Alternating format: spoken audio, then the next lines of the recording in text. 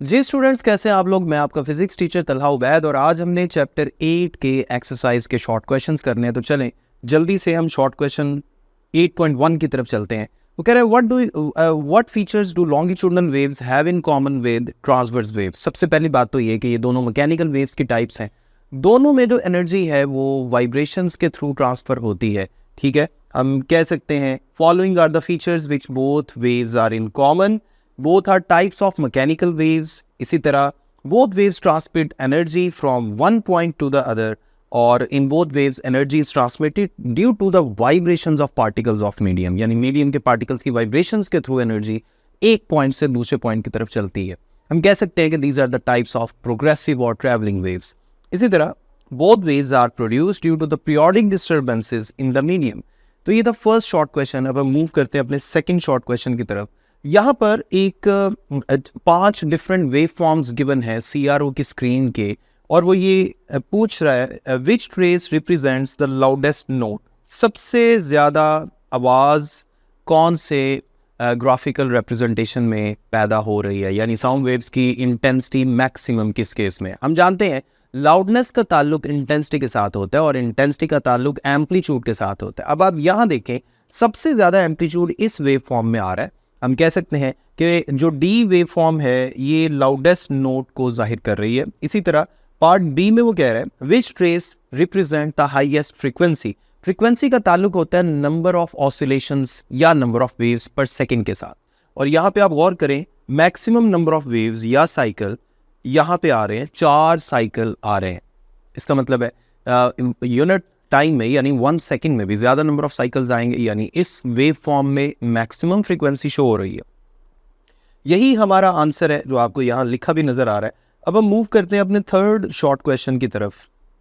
इसमें कह रहा है is it possible for 2 identical waves travelling in the same direction along a string to give rise to stationary wave.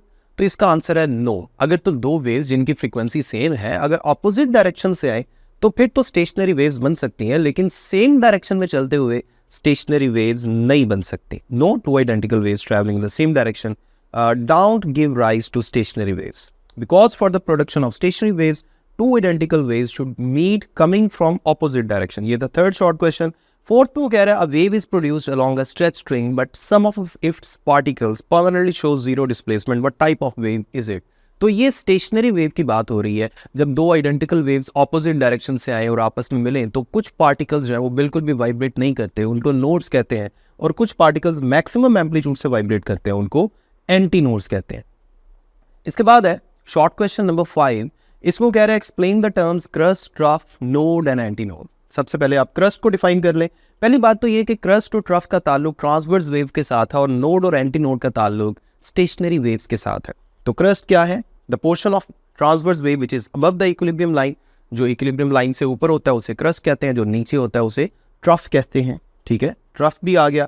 उसके बाद node क्या है? The particles in stationary waves which always show zero displacement are called nodes, और ऐसे particles जो maximum amplitude show कर रहे होते हैं are called anti nodes.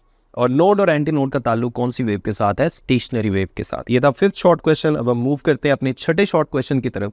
Why does sound travel faster in solids than in gases? बड़ा simple है। Speed of sound का जनरल रिलेशन है, क्योंकि स्पीड साउंड लॉन्गिट्यूडनल वेव है तो उसका जनरल रिलेशन ये होता है E/ρ का स्क्वायर रूट। अब इसमें हम जानते हैं सॉलिड के अंदर ये वाली जो रेशियो है उसकी वैल्यू ज़्यादा होती है एज कम्पेयर टू गैसेस, इसलिए सॉलिड में स्पीड ऑफ साउंड भी ज़्यादा होगी एज कम्पेयर टू गैसेस। जी नेक्स्ट शॉर्ट क्वेश्चन है शॉर्ट क्वेश्चन नंबर 8.7, जिसमें वो कह रहा है how are beats useful in tuning a musical instrument. In tuning a musical instrument, देखिए म्यूजिकल इंस्ट्रूमेंट कोई भी हो सकता है, गिटार, सितार, कुछ भी। आपने उसकी ट्यूनिंग करनी है। ट्यूनिंग का मतलब ये होता है कि उसको अपनी मर्जी की फ्रीक्वेंसी पे चलाना, यानी डिजायर्ड फ्रीक्वेंसी पे उसको चलाना। ओके, सबसे पहले तो बीट्स का हमने ट्यूनिंग मीन्स हमने ट्यूनिंग का बता दिया। Tuning means to adjust the instrument to the desired frequency. इसके बाद for that purpose the musical instrument like guitar is sounded along with the standard instrument of known frequency. हमारे पास 2 instrument है, एक स्टैंडर्ड और एक वो वाला जिसकी हमने ट्यूनिंग करनी है। स्टैंडर्ड इंस्ट्रूमेंट की फ्रीक्वेंसी हमें पता है और जिसकी हमने ट्यूनिंग करनी है उसकी फ्रीक्वेंसी को हमने स्टैंडर्ड के इक्वल करना है। तो इसके लिए हम क्या करेंगे, हम दोनों को इकट्ठा बजाएंगे, दोनों की फ्रीक्वेंसी में थोड़ा सा डिफरेंस होगा, तो जारी बात है बीट्स आएंगी। अब बीट्स क्या है, नंबर ऑफ बीट्स, बीट की कोई ना कोई फ्रीक्वेंसी आएगी। लेकिन हम जानते हैं कि 10 बीट पर सेकेंड, यानी अगर बीट फ्रीक्वेंसी 10 से ज़्यादा है तो उसको हम डिफ्रेंशिएट नहीं कर पाते। हमें ऐसा लगेगा कि बीट्स नहीं है, ये आवाज़ यूनिफॉर्म है। तो इसके लिए हमने क्या करना है, हमने अपने इंस्ट्रूमेंट की फ्रीक्वेंसी को कम या ज़्यादा करना है। अगर बीट्स की तादाद बढ़ रही है, फ़र्ज़ कर लें हमने अपने इंस्ट्रूमेंट की फ्रीक्वेंसी को ज़्यादा किया और बीट्स की तादाद बढ़ने लगी, तो हमने वो काम नहीं करना, फिर हमने दूसरी तरफ चले जाना है। अगर हमारे इंस्ट्रूमेंट की फ्रीक्वेंसी को बढ़ाने से बीट फ्रीक्वेंसी बढ़ रही है या हमारे इंस्ट्रूमेंट की फ्रीक्वेंसी को कम करने से बीट फ्रीक्वेंसी बढ़ रही है, जैसे भी बीट की फ्रीक्वेंसी बढ़ रही है हमने बीट फ्रीक्वेंसी को बढ़ने नहीं देना, हमने उसको कम करना है। ठीक है, तो फिर जब जैसे ही बीट की फ्रीक्वेंसी कम होती जाएगी, कैसे कम होगी, जब हम अपने इंस्ट्रूमेंट की फ्रीक्वेंसी को चेंज करेंगे। तो एक ऐसा वक्त आएगा जब हमारे इंस्ट्रूमेंट की फ्रीक्वेंसी और स्टैंडर्ड इंस्ट्रूमेंट की फ्रीक्वेंसी मैच कर जाएगी, सेम हो जाएगी और बीट आनी बंद हो जाएंगी।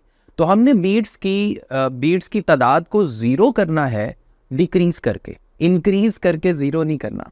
ठीक है, तो ये बात आपने अपने माइंड में क्लियरली रखनी है। If there is slight difference in the frequencies of two instruments, ये बिल्कुल वही बात है जो मैंने अभी आपको समझाई है। The frequency of guitar is adjusted so the number of beats per second become zero. और यहाँ देखें डिक्रीजेस टू जीरो मैंने लिखा हुआ है, यानी इंक्रीज होते हुए जीरो ना हो, डिक्रीज होते हुए जीरो हो, यानी फ्रीक्वेंसी बीट फ्रीक्वेंसी कम होते होते जीरो की तरफ जाए। तो ये था 7th शॉर्ट क्वेश्चन। अब हम मूव कर रहे हैं 8th में। When two notes of frequencies F1 and F2 are sounded together, beats are formed. If F1 is greater than F2, what will be the frequencies of beats. तो simple सी बात है, बीट फ्रीक्वेंसी का formula क्या है, difference in the frequencies. हमारा answer होगा ये, यानी F1 minus F2। So correct answer is F1 minus F2। उसने खुद कह दिया कि F1 बड़ा है और F2 छोटा है। नेक्स्ट शॉर्ट क्वेश्चन है short question number 9। As a result of distant explosion an observer senses a ground tremor and then hears the sound. वो कह रहा है कि दूर कोई धमाका होता है, पहले ज़मीन से वाइब्रेशंस फील होती हैं, ज़मीन से ट्रेमर फील होता है और बाद में आवाज़ आती है। इसकी क्या रीज़न है? सिंपल सी बात है, साउंड दोनों मीडियम से आ रही है, सॉलिड यानी अर्थ के सरफेस से भी आ रही है और गैसेज यानी एयर से भी आ रही है। हम जानते हैं स्पीड ऑफ साउंड सॉलिड में ज़्यादा होती है एज कम्पेयर टू गैसेज। ठीक है, sound in solid is much greater than the speed of sound in gases. और सॉलिड यानी अर्थ के सरफेस से साउंड जल्दी पहुंच जाएगी और गैसेज यानी एयर से लेट पहुंचेगी। इसीलिए हमें पहले ग्राउंड ट्रेमर फील होता है और बाद में आवाज़ हवा के थ्रू आती है। क्वेश्चन नंबर 10 में कह रहा है explain why sound travel faster in warm air than in cold air. Simple सी बात है, वार्म एयर की डेंसिटी कम होती है, वार्म एयर फैली होती है, डेंसिटी कम होने से स्पीड ज़्यादा हो जाती है। और जो कोल्ड एयर है उसकी डेंसिटी ज़्यादा होती है क्योंकि उसमें मॉलिक्यूल्स करीब करीब होते हैं, जिसकी वजह से स्पीड कम होती है। इस स्पीड का फॉर्मूला लैप्लेस करेक्शन से हमने लिख लिया, यहाँ से ये बात समझ आ रही है speed of sound is inversely proportional to the square root of density. और यहाँ से हमने करते कराते ये बात एक्सप्लेन कर दी that speed of sound is inversely proportional to density. और आगे चल के एज वी नो, जब टेम्परेचर इंक्रीज करता है डेंसिटी डिक्रीज करती है, डेंसिटी डिक्रीज करेगी तो स्पीड इंक्रीज करेगी। यही बात हमने यहाँ पर एक्सप्लेन कर दी। अब हम मूव करते हैं अपने next short question. How should a sound source move with respect to an observer so that their frequency of its sound does not change. यानी वो ये कहना चाह रहा है कि साउंड और ऑब्जर्वर, साउंड सोर्स और ऑब्जर्वर के दरमियान रिलेटिव मोशन या उनकी मोशन कैसी होनी चाहिए। यहाँ पे वो किसे मूव करवा रहा है, साउंड सोर्स को मूव करवा रहा है विद रिस्पेक्ट टू ऑब्जर्वर, कि डॉपलर इफेक्ट ना हो। हम जानते हैं कि जब रिलेटिव मोशन होती है तो डॉपलर इफेक्ट होता है और डॉपलर इफेक्ट होता है तो फ्रीक्वेंसी में चेंज आता है। हम चाहते हैं फ्रीक्वेंसी चेंज ना हो। तो इसका आंसर ये है कि साउंड सोर्स जो है वो सर्कल पे यूनिफॉर्मली घूमता जाए और ऑब्जर्वर सेंटर पे हो, तो फिर डॉपलर्स इफेक्ट नहीं होगा क्योंकि अब इन दोनों के दरमियान डिस्टेंस चेंज नहीं हो रहा। डिस्टेंस चेंज नहीं हो रहा तो रिलेटिव मोशन नहीं है। अगर रिलेटिव मोशन नहीं है तो फिर डॉपलर इफेक्ट भी नहीं होगा। When observer is at the centre of circle and sound source is moving on the circumference of that circle with constant speed, then frequency does not change. तो ये था हमारा चैप्टर 8। उम्मीद है आपको बहुत अच्छी समझ आ गई है। अगले लेक्चर तक अपना ख्याल रखें, मुझे अपनी दुआ में याद रखें। अल्लाह हाफिज़।